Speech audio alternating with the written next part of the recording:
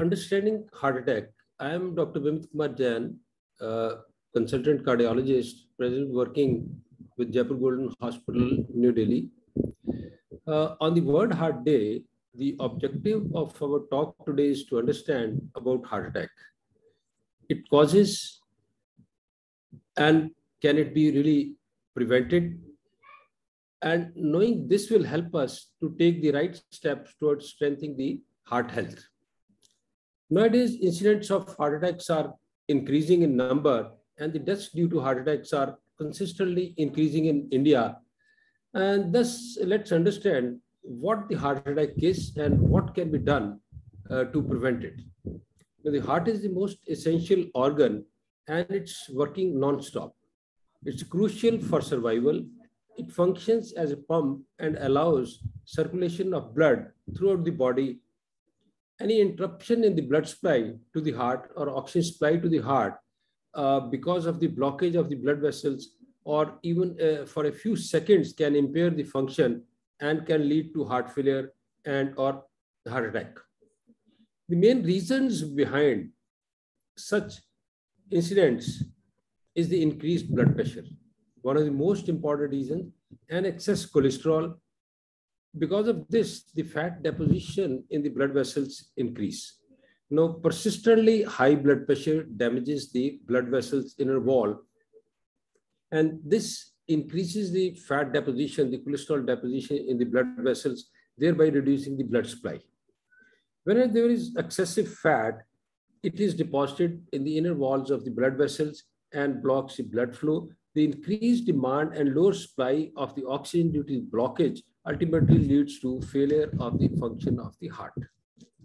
Now, heart attacks may cause multiple symptoms and they are different for different people. A person can really feel the heaviness in the chest discomfort, the pain, numbness, squeezing, fullness, and this pain can really radiate to the arms, both right as well as left arm. It can go into the back, it can go into the lower jaw, and can go into the upper abdomen. It can also produce certain symptoms like dizziness and lightheadedness, nausea, indigestion, and vomiting. Especially in the patients who are elderly and diabetic individuals or who have high blood pressure, the first presentation may be just the shortness of breath. Now, one can reduce the risk of heart attacks by taking positive changes in the lifestyle. And there are a few changes which make, if done, then this can cut down the risk of heart attack and put you on the path to a healthier life. Now, eating a heart-healthy diet with plenty of vegetables, whole grains, fruits, poultry, fish, and nuts while curbing sugary foods and beverages.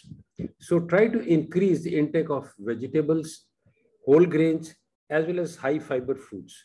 Now, vegetables and fruits are low in calories and also they have high fiber diet.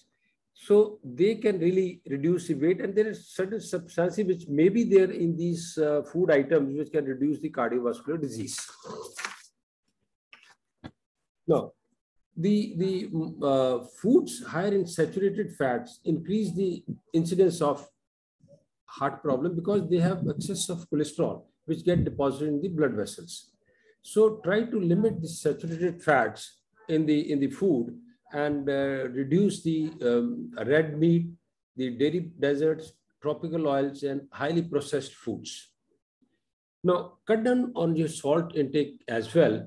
And this is especially important for the people who are at high risk because of their high blood pressure. Now, try to limit the salt intake to 2.3 grams a day. And if you are hypertensive, further reduction in the salt intake to 1.5 grams also reduces the blood pressure and tries to limit the number of attacks or the size of the heart attack. Now, choose and prepare food with little or no salt and watch for the hidden sodium content in the foods also, because the processed foods, they are also a good source of high sodium, and this should be looked carefully from the contents of the food you are eating when it's processed. You can also follow the exercise plan and maintain the ideal weight. The regular physical activity makes heart stronger. Regular exercise can help you burning calories, lowering high blood pressure, and reducing bad cholesterol and increasing the good cholesterol. Now, aerobic exercise is recommended for good health, and running, jogging, and biking are some of these examples. And if you are exercising like 2.5 hours per week with a moderate aerobic activity, like the brisk walking, or it can be the high intensity exercise, which should be to the tune of 1 hour and 15 minutes a week. Smoking and alcohol intake is also very bad for heart, and smoking and drinking too much of alcohol can raise the blood pressure. Alcohol also adds to the extra calories, which may cause weight gain. But cigarette smoking also raises blood pressure and puts you at higher risk of sudden cardiac death is also more in the patients who are smokers, and they are also more prone for the strokes. Now, reducing these factors can help prevent further complications. Stress is a very important integral part of our life these days, and with the most modern ways of living, the stress is also increasing. So, in fact, if you manage the stress levels, and getting adequate sleep is also one of the best ways to reduce the heart problem. Now, if we take all these steps, the overall it's possible to reduce the number of heart attacks with the good lifestyle changes and interventions like dietary restrictions of fats, total amount of food you eat, the salt you reduce, the modification of your lifestyle in the form of exercise, and reducing the stress by organizing yourself can reduce the number of attacks, and you can have a relatively healthy heart with the modern day stress and strain and the lifestyle which we are really subjected to. Thank you.